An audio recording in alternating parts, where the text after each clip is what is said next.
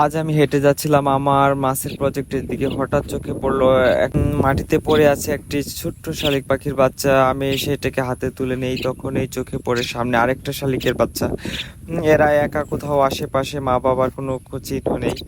আমি চারপাশে খুঁজলাম, গাছের ডালে ডালে তাকালাম, কিন্তু কোথাও পাখির বাসা নেই। মনে হচ্ছে কোনো ঝড়ে বা দুর্ঘটনায় এরা নিচে পড়ে গেছে।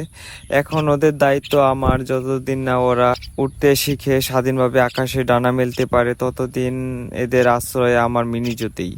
প্রকৃতি আমাদের ভালোবাসা চায়, আর একটু যত্ন পেলে ওরা বাঁচতে পারে নতুন করে। আজ নিয়ে 3 দিন পার হলো, আমার শালিক পাখির দুটো ছোট্ট বাচ্চা এখন আমার হাত থেকে খাবার খায়।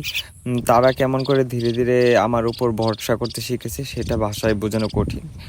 প্রথম দিন একটু ভয়, দ্বিতীয় দিন একটু কৌতূহল, আর আজ যেন আমি তাদের আপন কেউ। এই ছোট্ট দুটি প্রাণ এখন একটু একটু করে উঠতে শিখেছে। হালকা বাতাসে ডানা ভর দিয়ে যখন তারা লাফিয়ে ওঠে, তখন মনে হয় তারা এখন আকাশের স্বপ্ন দেখতে শিখেছে। তারা খুবই শান্ত, খুব আদরের। আমি যত্ন করে করে প্রতিদিন খাবার দেই, পানি দেই, আর তাদের চোখে তাকিয়ে দেখি এক অদ্ভুত ভালোবাসা।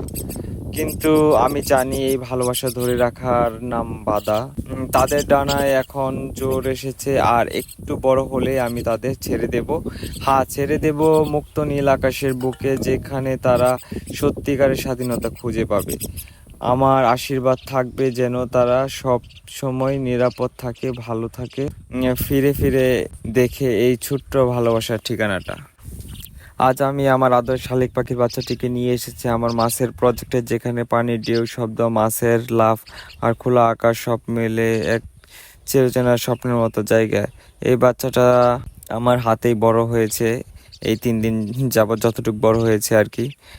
এর আগে ওর মা হয়তোবা ওকে লালন পালন করেছে। সে দেখে এই পৃথিবীটা কত সুন্দর। সে ছোট ছোট চোখের চারপাশে দেখে কখনো ডানা ঝাপটে আনন্দ করে। মনে হয় যেন বলেছে, আচ্ছা, এত আলো, এত বাতাস, এটা কি? এই ছোট্ট জীবনটা আস্তে আস্তে শিখেছে কেমন করে আকাশের দিকে তাকাতে হয়, কেমন করে ডানায় বর্ষা রাখতে হয়। কিন্তু জানো, তারা মনেও আছে একটু যন্ত্রণা। সে মাঝে মাঝে মায়ের খুঁজে ডাকে, ভাই বোনদের খুঁজে তাকিয়ে থাকে আকাশের দিকে। আমার কাঁধে বসে থেকেও কখনো কখনো একা হয়ে যায় সে। এই যন্ত্রণা আমি বুঝি, কারণ ভালোবাসা আর বিচ্ছেদ দুটোই খুব কাছের।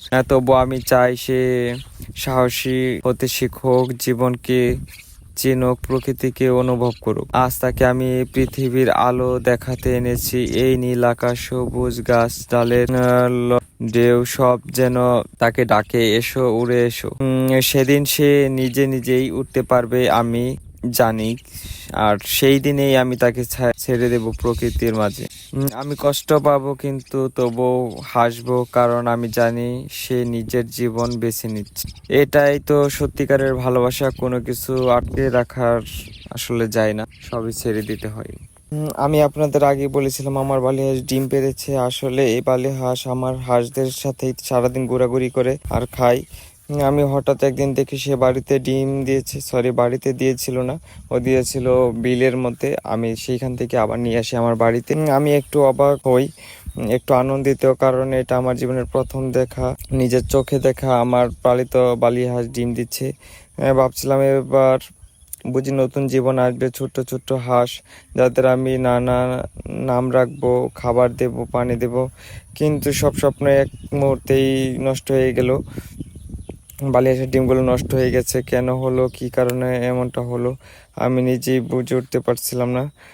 বহু যত্ন করেছি, চেষ্টা করছি বেস্ট পরিবেশ দেওয়ার, তাও শেষ রক্ষা হলো না।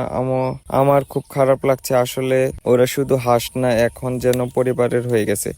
এই ভিডিও দেখে যদি আপনারা জানেন কেন এমনটা হতে পারে, প্লিজ জানাবেন। আপনাদের অভিজ্ঞতা থেকে আমি শিখতে চাই যেন আগামীবার এমন কষ্ট না হয়।